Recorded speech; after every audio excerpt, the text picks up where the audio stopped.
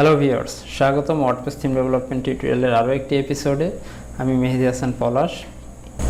আজকের পর্বে আমরা শিখতে চলেছি বুটস্ট্র্যাপ ন্যাভওয়াকার সম্পর্কে এবং বুটস্ট্র্যাপ ন্যাভওয়াকার কীভাবে ওয়ার্ডপ্রেস থিমের সঙ্গে ইনস্টল করতে হয়, এটির সুবিধা কী এবং এটি কীভাবে কাজ করে সেটি নিয়ে আমরা আজকে আলোচনা করব। একটি HTML টেমপ্লেটকে রেসপন্সিভভাবে তৈরি করার জন্য আমরা বর্তমানে বুটস্ট্র্যাপ ফ্রেমওয়ার্কটি বেশি ব্যবহার করে থাকি এবং এই বুটস্ট্র্যাপ ফ্রেমওয়ার্কের কিছু সোর্স কোড থাকে। আমরা সেই সোর্স কোডগুলো ব্যবহার করার মাধ্যমেই মূলত একটি টেমপ্লেট ফ্রন্ট এন্ড পার্টটি ডিজাইন করি এবং এখানে কিছু সোর্স কোডে আমাদের কিছু অপশনস, কিছু টুলস দেওয়া থাকে। সেই টুলসগুলো আমরা ব্যবহার করে মূলত একটি ফ্রন্ট এন্ড পার্ট কমপ্লিট করি একটি HTML টেমপ্লেটের। তো এখানে ন্যাভবার নামে একটি অপশনস আছে, ন্যাভবার, যেখানে বুটস্ট্র্যাপ মেনুর সোর্স কোডটি দেওয়া আছে। এটি হচ্ছে বুটস্ট্র্যাপ মেনুর সোর্স কোডটি এবং এই বুটস্ট্র্যাপ মেনু ক্রিয়েট করার সময় কিন্তু তাদের একটি ফর্মুলা ব্যবহার করা হয় এবং তাদের নিজস্ব কিছু ক্লাস থাকে যেগুলো বুটস্ট্র্যাপ মেনুতে ইউজ করা হয় যখন বুটস্ট্র্যাপ টেমপ্লেটটি রেসপন্সিভ করা হয়।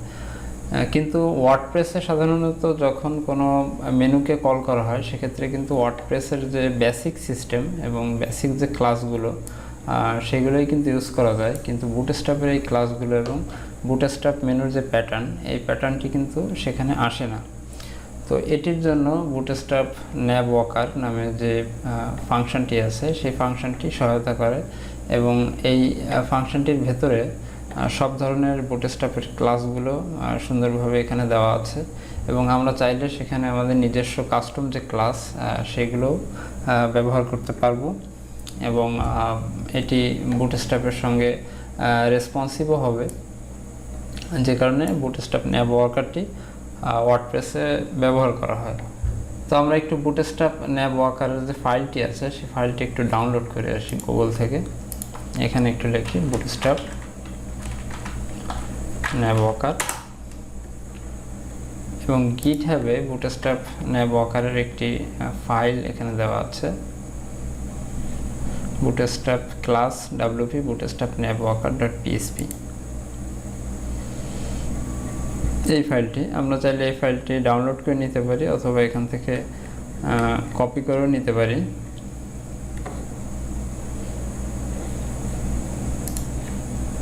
আমি পুরো ফাইলটি এখান থেকে কপি করে নিচ্ছি। আমাদের যে ওয়ার্ডপ্রেস থিমটি ছিল, আমরা ওয়ার্ডপ্রেস থিমের ভেতরে INC ফোল্ডারে এখানে বুটস্ট্র্যাপ ন্যাভওয়াকার wp bootstrap navwalker এই নামে একটি ফাইল তৈরি করব।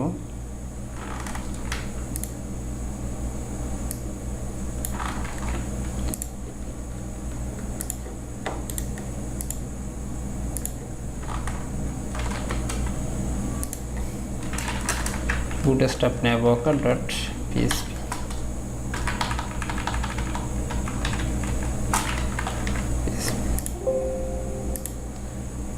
এবং এই ফাইলে আমাদের এই বুটস্ট্র্যাপ ন্যাভওয়াকারের যে সোর্স কোডটি আছে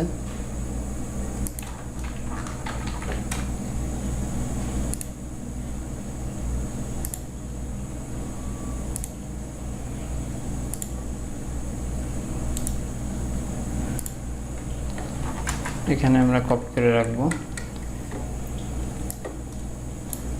এবং সাথে সাথে এই ফাইলটি আমাদের মূল যে ফাংশন ফাইল আছে সেই ফাংশন ফাইলের সঙ্গে এই ফাইলটি কানেক্ট করিয়ে দেব,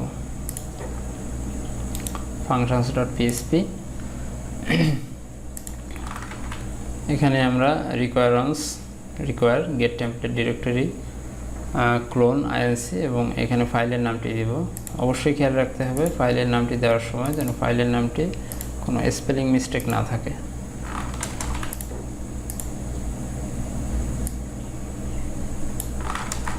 ওকে, আমাদের যে বুটস্ট্র্যাপ ন্যাভওয়াকারের ফাইলটি এটি ফাংশনস ফাইলের সঙ্গে কানেক্টেড হয়ে গিয়েছে।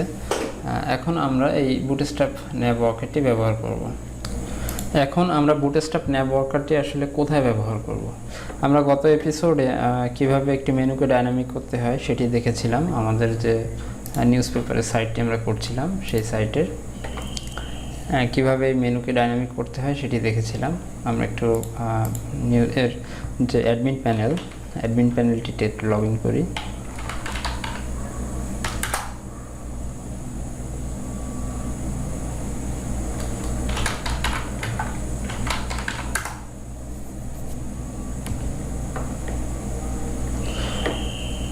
এবং আমরা এখানে একটি প্রাইমারি মেনু নামে একটি মেনু ক্রিয়েট করেছিলাম, যার আইডি ছিল মেইন মেনু, এবং এই মেনুটিকে আমরা ডাইনামিক করেছিলাম এবং এই মেনুটি মেনুর জায়গায় কল করেছিলাম। তো সেটি কোথায় কল করেছিলাম, সেটি ছিল header.php ফাইলে।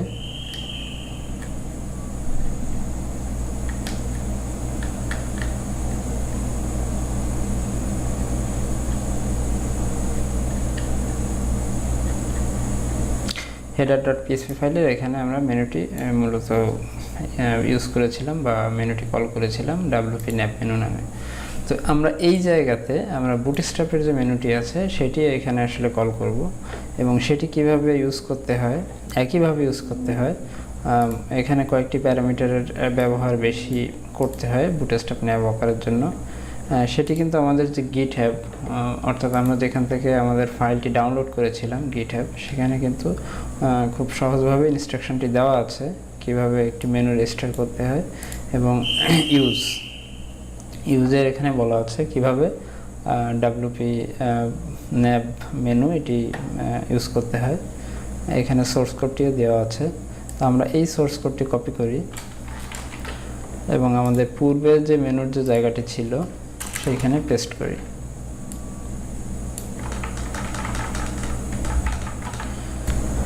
এখন wp navwalker এই ফাংশনটির মাধ্যমে আমরা ওয়ার্ডপ্রেসের মেনুটি কল করতে পারবো, এবং এখানে কিছু প্যারামিটার দেওয়া আছে, যেখানে আছে থিম লোকেশন, যেটি আমাদের আগের যে মেনুটি কল করেছিলাম সেখানেও ছিল, এবং এখানের যে মেনু আইডিটা ছিল সেটি হচ্ছে প্রাইমারি মেনু। এই প্রাইমারি মেনুর যে আইডিটা এটা ব্যবহার করতে হবে এখানে। এরপরে যেটি ছিল সেটি হচ্ছে কন্টেইনার যেটি ছিল ন্যাব। যেহেতু আমরা যে নিউজ পেপারের সাইটটি ডাইনামিক করছি মূলত, এখানে কিন্তু বুটস্ট্র্যাপ ব্যবহার করে মেনুটি তৈরি করা নেই, যে কারণে এটি হয়তো বুটস্ট্র্যাপ যে ক্লাস সেগুলো ব্যবহার করলে এখানে কোনো ইফেক্ট পড়বে না এই মুহূর্তে। তারপরেও আমি এখানে ব্যবহারটি দেখাচ্ছি। তো আমি আমাদের পূর্বের যে মেনুটি ছিল সেটি আমি একটু এখান থেকে কমেন্টস করে রাখি, এবং আমাদের বর্তমান যে মেনুটি আছে এটি দেখি, এর সোর্স কোডটি আমরা একটু দেখি। আমরা আমাদের যে নিউজ সাইটটি আছে এখানে একটু রিলোড দিই।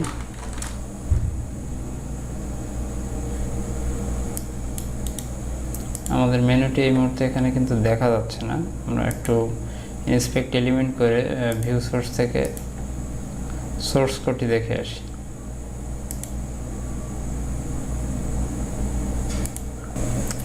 তো এখানে সোর্স কোডে আমাদের এখানে যেটি ছিল সেটি হচ্ছে যে মেইন মেনু এই যে ট্যাগটা দেখা যাচ্ছে এবং এই ক্লাসের ভেতরে মূলত আমাদের মেনুটি আসবে, যেখানে এর পরবর্তী যে ট্যাগটি সেটি হচ্ছে ডিভে, কিন্তু আমাদের মেনুটি আসলে যে ট্যাগটি হবে সেটি হচ্ছে ন্যাব, যেখানে আমাদের কন্টেইনারের এখানে ডিভ দেওয়া আছে। তো আমরা এখানে ডিভের পরিবর্তে ন্যাবটাকে ব্যবহার করি, ন্যাব, এবং আমরা পুনরায় রিলোড দেই। এখন একটু দেখি আমাদের যে মেনুটি সেটি এখানে সোর্স কোডটা আসছে কিনা। হ্যাঁ, এখানে ন্যাব যে সোর্স ট্যাগটি সেই ট্যাগটি এখানে দেখা যাচ্ছে মেনুর জন্য, যেটি বুটস্ট্র্যাপ মেনু। এবং এখানে খেয়াল করেন যে এখানে কিন্তু বুটস্ট্র্যাপের যে ক্লাসগুলো আছে, বুটস্ট্র্যাপ নেভিগেশনের যে ক্লাস, যে ন্যাব, তারপরে হচ্ছে যে ইউএল এর সঙ্গে যে ক্লাস এবং এলআই এর সঙ্গে যে ক্লাসগুলো থাকে, ড্রপডাউন টোবল, ন্যাব লিঙ্ক সব ক্লাসগুলোই কিন্তু এখানে আছে। যদিও এখানে শো করছে না, এর কারণ এই যে টেমপ্লেটটি আমরা করছি এটি বুটস্ট্র্যাপ 4-এ করা, এবং যে WP Navwalker যে ফাংশনটি আমরা ইউজ করছি এটি আসলে বুটস্ট্র্যাপ 5-এর জন্য, যে কারণে এখানে শো করছে না। এবং এখানে ন্যাবের সঙ্গে একটি কলাপস ডিসপ্লে নান কল করা আছে, এটি যদি আমি এখান থেকে রিমুভ করি এখন কিন্তু আমার মেনু অপশনগুলো সবই এখানে দেখা যাচ্ছে। সুতরাং যদি আমরা বুটস্ট্র্যাপের মেনুটিকে ওয়ার্ডপ্রেসের সঙ্গে ইনস্টল করতে চাই সেক্ষেত্রে আমাদের বুটস্ট্র্যাপ ন্যাভওয়াকারটি ইউজ করতে হবে।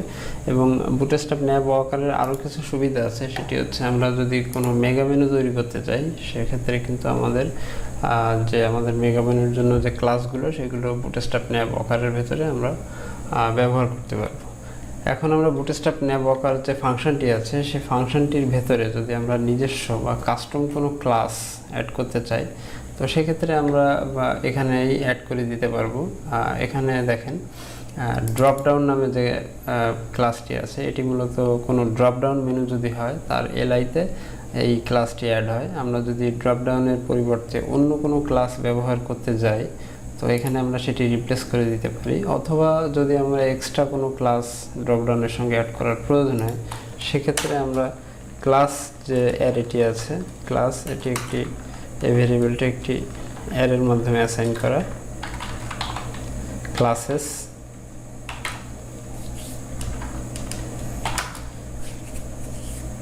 এটি একটি অ্যারে, এবং এখানে আমরা নতুন কোনো ক্লাস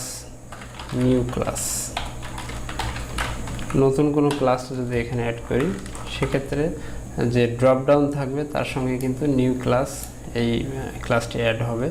তো আমরা একটু চেক করে দেখি যে আসলে এই ক্লাসটি অ্যাড হয়েছে কিনা।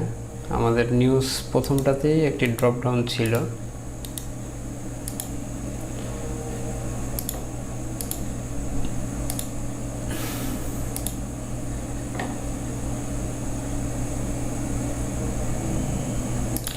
এখানে দেখেন ড্রপ ডাউন তার সঙ্গে নিউ ক্লাস নামে একটি ক্লাস নতুন এখানে অ্যাড হয়েছে এলআই এর সঙ্গে,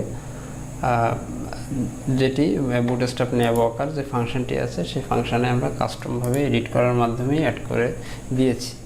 এছাড়াও আরও যে ক্লাসগুলো আছে আমাদের ন্যাব আইটেমটা কোথায় থাকে বুটস্ট্র্যাপে সেটা একটু দেখি। ন্যাব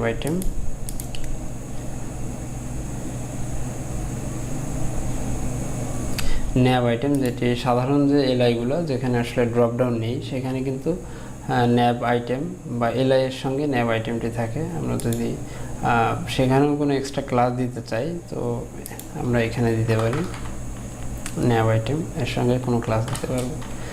এছাড়াও আমাদের এখানে আরও কিছু ক্লাস আমরা আমাদের কাস্টমভাবে চাইলে ইউজ করতে পারি, যেমন অ্যাঙ্করের সঙ্গে যদি কোনো ক্লাস দিতে চাই সেক্ষেত্রে ড্রপডাউন টগল বা ন্যাব লিঙ্ক এটার সাথে যদি এক্সট্রা কোনো ক্লাস আমরা অ্যাড করতে চাই তো সেটিও আমরা এখান থেকে দিতে পারবো।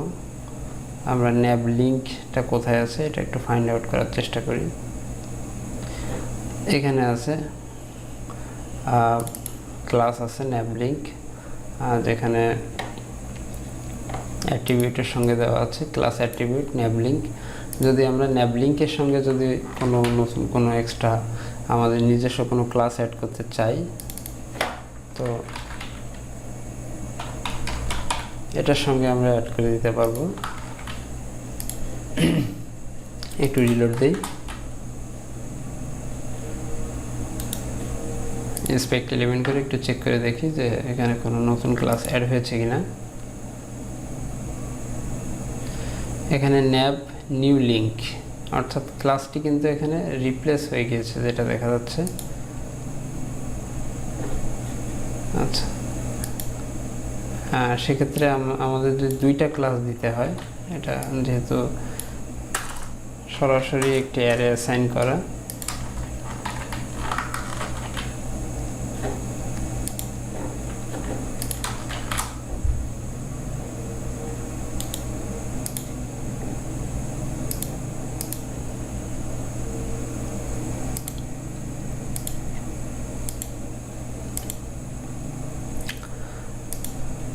ন্যাব লিঙ্ক এবং যে ন্যাব নিউ লিঙ্ক, এখানে এখন দুইটা ক্লাস দেখা যাচ্ছে। তো এটার ক্ষেত্রে আমাদের দুটো ক্লাস একসঙ্গে দিয়ে দিতে হবে, কারণ এখানে ক্লাস অ্যাট্রিবিউটস হিসেবে একটি অ্যারে অ্যাসাইন করা এবং স্ট্রিংয়ের মাধ্যমে এই অ্যারের ভ্যালুটি দেওয়া। এখানে আমি স্পেস দিয়ে একের অধিক ক্লাস ইউজ করতে পারি। তো এটা আসলে একটি বেসিক যে এডিট ন্যাব ওয়াকারের সেটা। এছাড়াও আমরা আমাদের নিজস্ব কোনো এক্সট্রা ক্লাস থাকলে বা যদি কোনো প্যারেন্টস এলআই এর সঙ্গে যদি আর অন্য কোনো প্যারেন্টস থাকে, প্যারেন্টস ট্যাগ, সেটা আমরা এখানে কিন্তু সহজেই ইনপুট দিতে পারি। তো এভাবে বুটস্ট্র্যাপ ন্যাব ওয়াকার, এটির মাধ্যমে আমরা বুটস্ট্র্যাপের যে কোনো মেনুকে ওয়ার্ডপ্রেসে ডাইনামিক মেনু হিসেবে শো করাতে পারি। তো এটি খুব সহজ একটি প্রসেস। আমরা যারা ওয়ার্ডপ্রেস প্রথমে শিখি তখন মেনু কল করানোর ক্ষেত্রে বুটস্ট্র্যাপের মেনুগুলো এবং বুটস্ট্র্যাপের ক্লাসগুলো কীভাবে শো করাবো এটি আমরা আসলে বুঝতে পারি না। তো এটি আসলে সমাধান হচ্ছে বুটস্ট্র্যাপ ন্যাব ওয়াকার। এই ফাইলটির মাধ্যমে সহজে এটি সলভ করা যায় এবং সামনে নেক্সট কোনো এপিসোডে আমরা অবশ্যই কীভাবে মেগা মেনুটি করতে হয় সেটি দেখাবো এবং নেক্সট এপিসোডে আমরা নতুন কোনো টপিকস নিয়ে আলোচনা করব। আশা করি সবাই আজকের যে টপিকসটি ছিল এটি বুঝতে পেরেছেন। এছাড়াও যদি আপনাদের কোনো প্রশ্ন থাকে সেক্ষেত্রে কমেন্টস বক্সে যদি আপনাদের প্রশ্নগুলো লিখে দেন, আমি চেষ্টা করব আপনাদের প্রশ্নের অ্যান্সারগুলো দিয়ে দেওয়ার।